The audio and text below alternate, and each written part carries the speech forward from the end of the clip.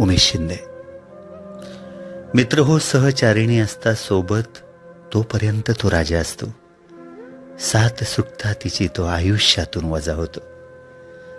जीवनात प्रत्येक व्यक्तीची कदर करा, कारण हा जन्म पुन्हा मिळत नाही आणि एकदा गेलेली व्यक्ती पुन्हा भेटत नाही.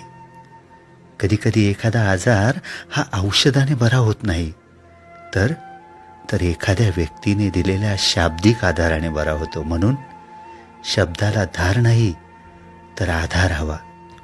मित्र हो, कायम टिकणारी गोष्ट एकच, ती म्हणजे माणुसकी, नम्रता आणि चारित्र्य. म्हणून पैशापेक्षा जीवाभावाची जिवलग माणसं जोडा आणि जपा. हीच खरी आपली संपत्ती आहे. ज्याला दुःखाची जाणीव असते ना, त्याला सुखाची किंमतही असते. म्हणून आपण जे दिवस काढले आहेत त्याची नेहमी जाणीव ठेवा. सुंदर चेहरा म्हातारा होतो, बलाढ्य शरीर एक दिवस गळून पडतं, पद सुद्धा एक दिवस निघून जातं, परंतु एक चांगला माणूस नेहमी चांगलाच राहतो बरं का. आणि तोही आपल्या माणसासाठी. आपल्या व्यथा तिथेच मांडा जिथे समाधान मिळेल. आपला माथा तिथेच टेकवा जिथे स्वाभिमान मिळेल. नाहीतर व्यथा आणि माथा तुडवण्यात लोक खूप सराईत आहेत. स्वप्न अशी बघा की पंखांना बळ येईल. मैत्री अशी करा की जग आपलं होईल.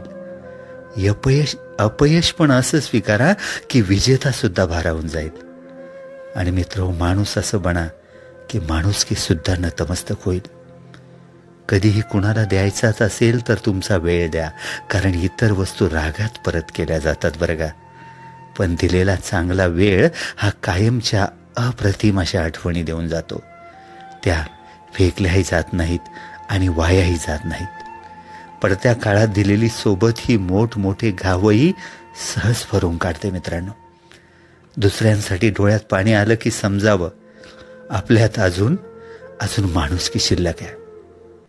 एक माणूस 20-25 लोकांना 2 हाताने मारू शकत नाही, पण तोच माणूस 2 हात जोडून लाखो लोकांच्या हृदयावर राज्य करू शकतो.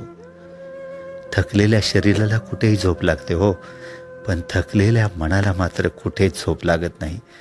म्हणूनच शरीर थकलं तरी चालेल, परंतु मनाला कधी थकू देऊ नका. कितीही कमावून ठेवले तरी बाकी राहते शून्य, आणि संकटाच्या वेळी कामाला येतं ते आपल्या कर्माने साठवलेलं पुण्य. माणूस मातीचा आहे की जातीचा हे महत्वाचं नाहीये.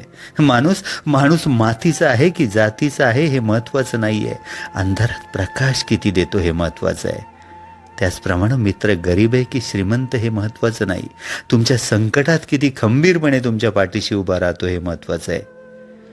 दुसऱ्याचं भलं करायला कोणत्याही पदाची किंवा पैशाची गरज नसते, फक्त मनात चांगली भावना लागते. आयुष्यात काही सोडून द्यायचं असेल ना, तर समोरच्याकडून अपेक्षा करणं सोडून द्या. मित्र हो, आयुष्यात जर काही सोडून द्यायचं असेल तर समोरच्याकडून अपेक्षा करणं सोडून द्या. कारण अपेक्षाभंगामुळे आलेलं नैराश्य फार फार कठीण असतं. सदरचा हा लेख आपुलकीच्या आणि जीवाभावाच्या माणसांसाठी समर्पित आहे. अभिवाचन उमेश शिंदे. खूप धन्यवाद.